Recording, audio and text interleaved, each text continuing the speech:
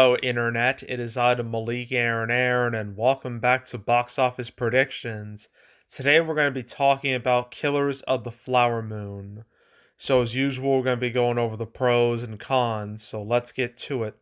Pros! This is a Martin Scorsese movie, and I believe this is the first time I'm doing a video about a Martin Scorsese movie. So, I finally get to talk about him. Let's go. So, yeah, Martin Scorsese, absolute legend. I don't think that's debatable. This man has made some critically acclaimed movies over the last few decades. Pretty sure you recognize like several of these movies. Taxi Driver, Raging Bull, King of Comedy, that's more like lesser known, but that was considered like I believe it was an inspiration for the Joker in 2019. What else we have? Last Temptation of Christ. Oof, that's a controversial one right there. Goodfellas. Uh, I never heard much about Cape Fear. I know Casino has its fans. There's Casino, Gangs of New York, Aviator, The Departed, Shutter Island. That's like well received, but wasn't like loved. Hugo, no, that was loved. Wolf of Wall Street is another one that was also super controversial. Um, Trying to see what else. Silence, I believe, had a good reception.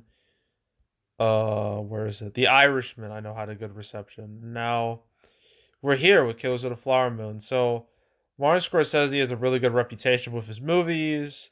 I know nowadays it seems like his whole legacy in this modern age, it's not even about his movies. It's about how he feels about Marvel movies. That feels like that's the only thing people want to ask him nowadays, and how like he believes like they're not cinema. And I gotta agree with him. Like as someone who like I want to. I'm conflicted if I should just say likes or liked, like past tense, because Marvel movies like they're not hitting like they used to. But I understand like his argument where they just feel like roller coaster rides. They don't feel like art, like art. Like I get it, but some people don't take kindly to that, and it's weird. It's a whole weird thing. But yeah, Martin Scorsese, pro. His name is a pro. His name is low key like a draw. People will watch this movie because he made it. So yeah, that's an easy pro. Another pro is our leading man here, Leonardo DiCaprio. And I know nowadays he has been criticized and memed on for his relationships, specifically how young his girlfriends tend to be, how like it seems like 25, like that is like as high as he's willing to go. Like after that, nah. Just is not happening. So it's kind of weird, but I just wanted to mention that. But yeah, Leonardo DiCaprio still, he has been in a lot of movies, and a lot of his movies have been very successful. He's considered one of the few draws, like real draws, left in Hollywood where like he can be in a movie and people are like, "Oh, I should watch that." I mean, his portfolio is quite nice. I mean, yeah, I guess Romeo plus Juliet, I guess Titanic, obviously that pushed him into superstardom. Man, the Iron Mask, sure. The Beach, Gangs of New York, Catch Me If You Can, Aviator, Departed. You see a theme here. If you didn't know that Leonardo DiCaprio and Martin Scorsese, like they've collaborated several times with Gangs of New York, not Catch Me If You Can, Aviator, Departed, then Shutter Island, then Wolf of Wall Street. So this is like their latest collaboration. But besides those, I mean, what else do we got? Inception, that's a huge one. There's Inception. There's Django Unchained. Great Gatsby, The Revenant, where he finally won his Oscar. Took him so long to get it, but the dude literally went through hell to finally win that Oscar. And then Once Upon a Time in Hollywood. And I know there's Don't Look Up, but that was a Netflix movie, so I'm not really going to talk about that. But yeah, Leonardo DiCaprio, he has a very strong resume of movies here. Lots of hits here. He's had some duds, okay? He's not invincible at the box office, but he has had a lot of hits. So, yeah, I'm going to label him as a pro. So that's pro number two. I guess I could talk about Robert De Niro. Sure. Why not? Robert De Niro, like, he's considered a legend. He's been, like, too many movies, honestly. I mean, let's go through this long ass list, shall we? Robert De Niro, he has collaborated with Martin Scorsese many times. You know, Taxi Driver, Raging Bull, those like the first two here. Goodfellas is another one. Casino, another one. Trying to find like all of his collaborations. Uh, not seeing. What else did he have? Uh, is that it? Is that it? I think it is. Because I don't think he was in anything else. Yeah. So he's had his collaborations with Martin Scorsese too. But besides his collaborations, there's plenty of movies here. Godfather Part 2, I guess. It's, yeah, I guess we would that would definitely qualify.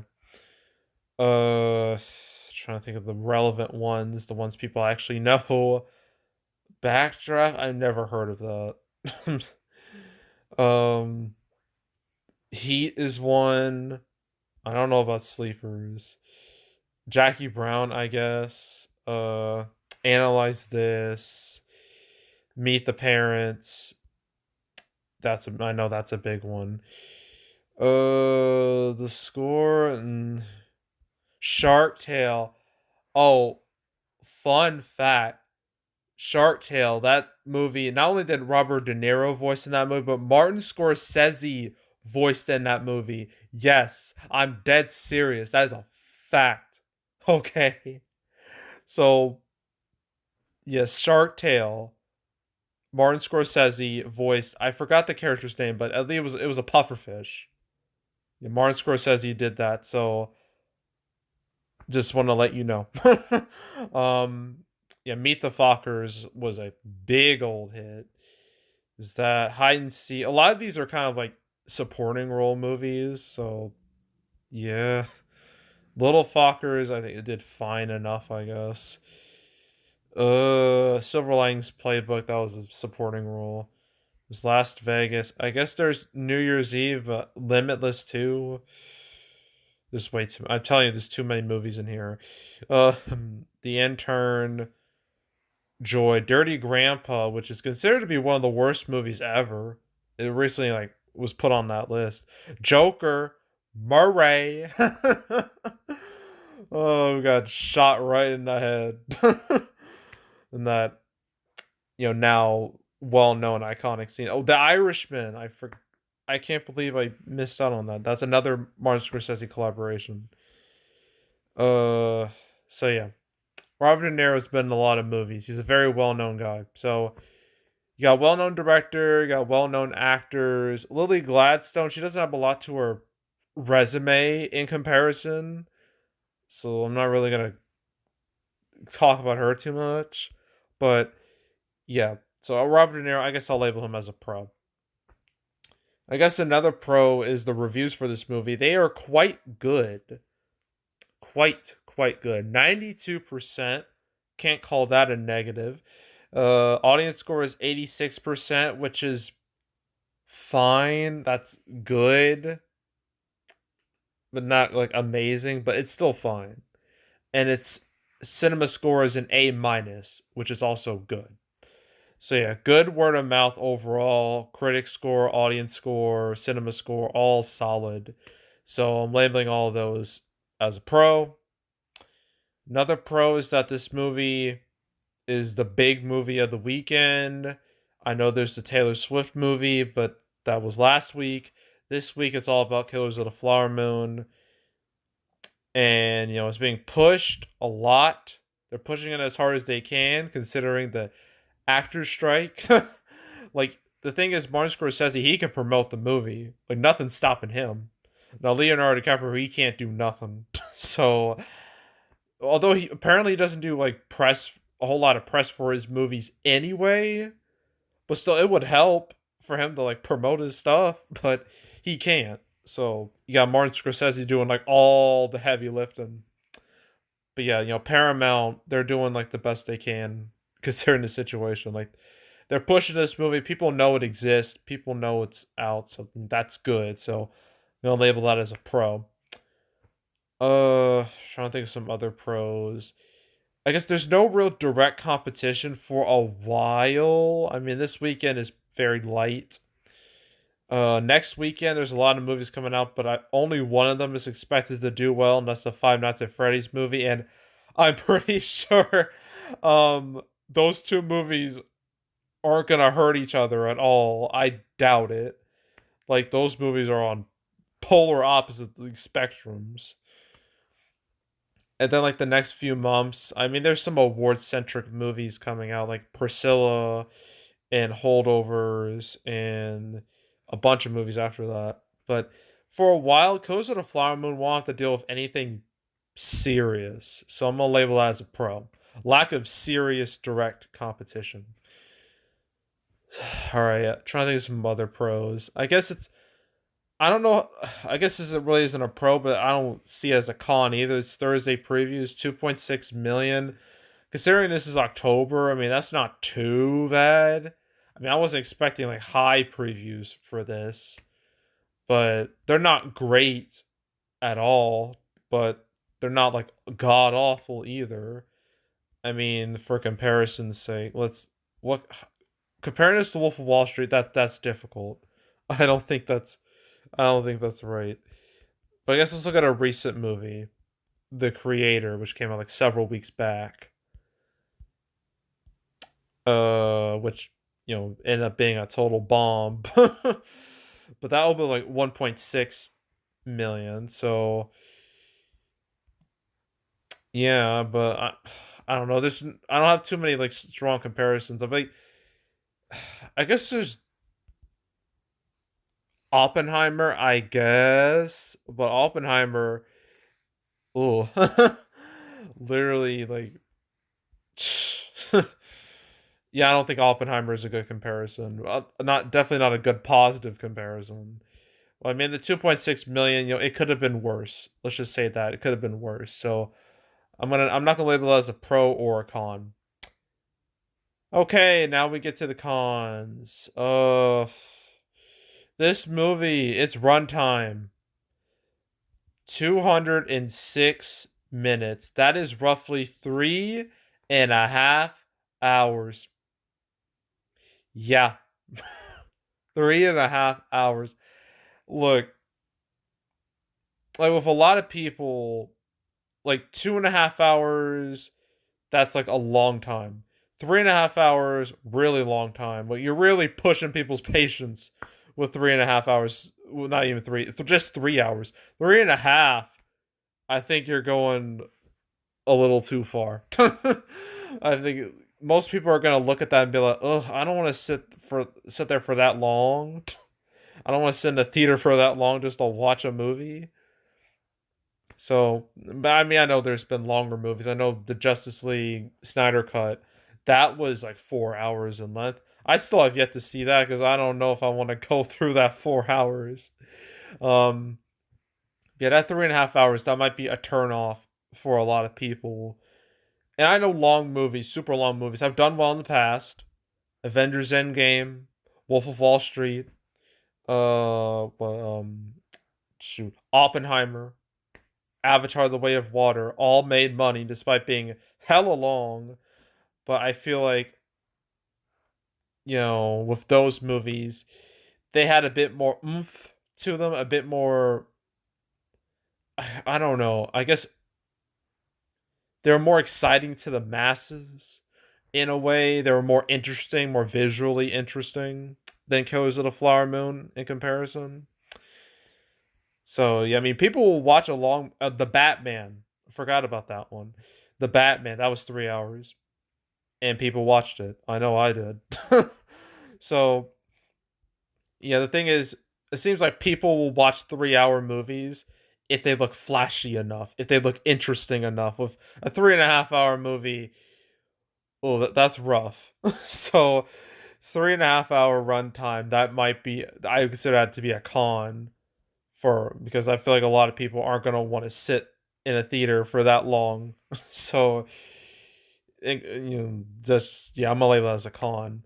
Another con is the budget for this movie. $200 million. This is not a small movie. This is blockbuster. This is a blockbuster budget. Okay, which means this has to make a whole lot of money just to make that budget back. I mean, this budget is twice as much as Oppenheimer. And Oppenheimer, that let's go back to Oppenheimer. Uh, Oppenheimer, where are you?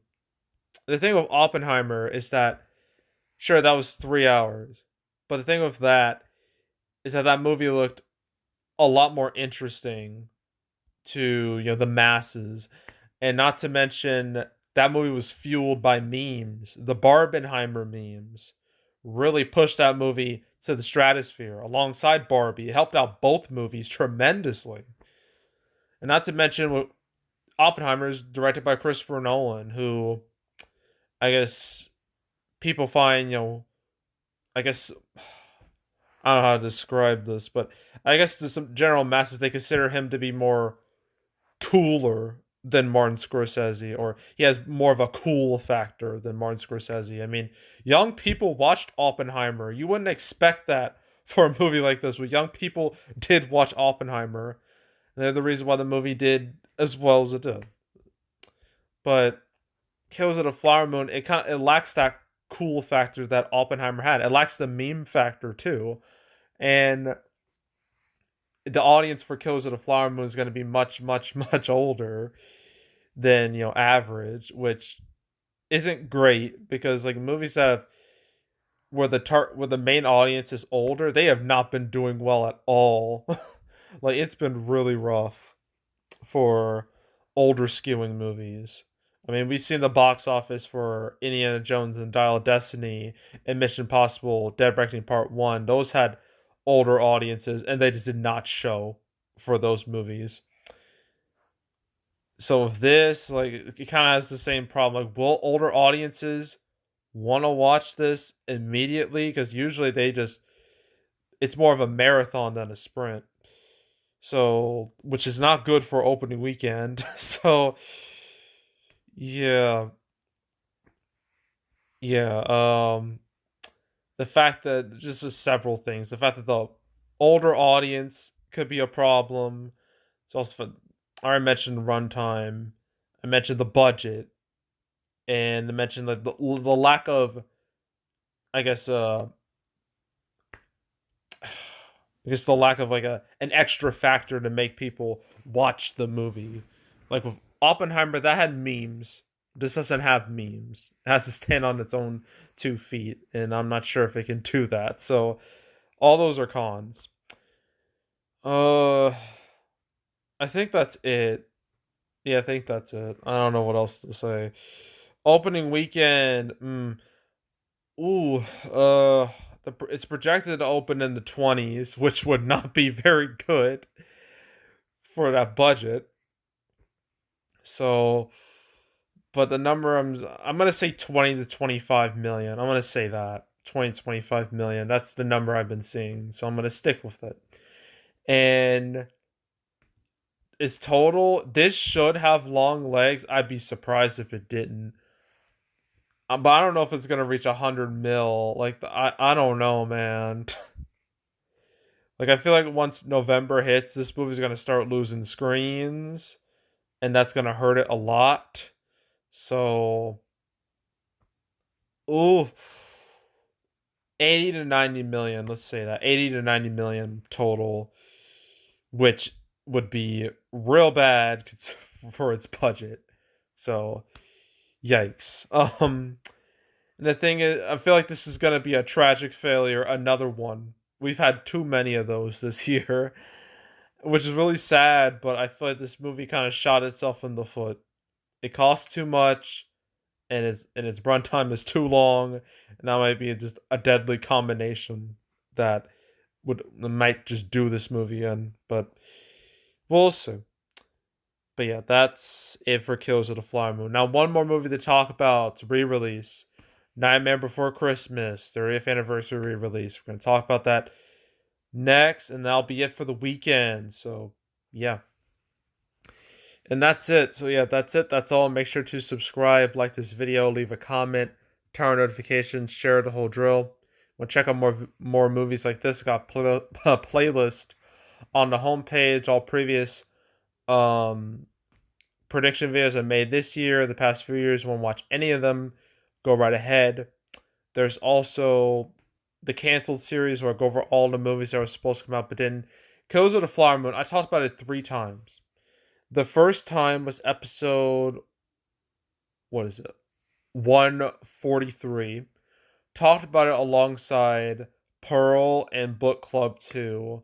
And this is when this movie was like, yeah, it was made by Apple, like Apple, films, and they got a distributor like in the form of Paramount, and that's the reason why this movie's getting a wide release at all, because of Paramount.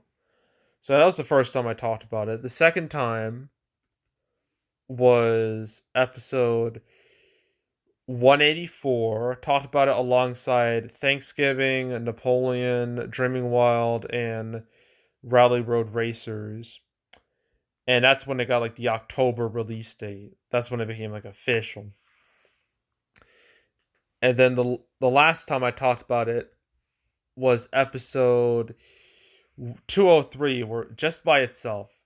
And I talked about how it was supposed to get a limited release like 2 weeks ago and then go wide this weekend, but that changed completely partially because of the Taylor Swift Eras Tour concert movie. So now it is coming out this weekend. So yeah. So I talked about those 3 times. If you want to watch those episodes or any other episodes I've done on the channel, you want to binge them all from beginning to now, you want to watch them all, go right ahead. There's also box office recaps where I go over the box office results for any particular month. October recap will come out first week of November, before the Marvels comes out. Let's say that before the Marvels comes out. And October has been real weird. It has been really weird. So can't wait to talk about it. So stay tuned. But if you want to watch any of the past recap videos I made on the channel, you can go right ahead. And yeah, that's it. That's all. I am out. Goodbye.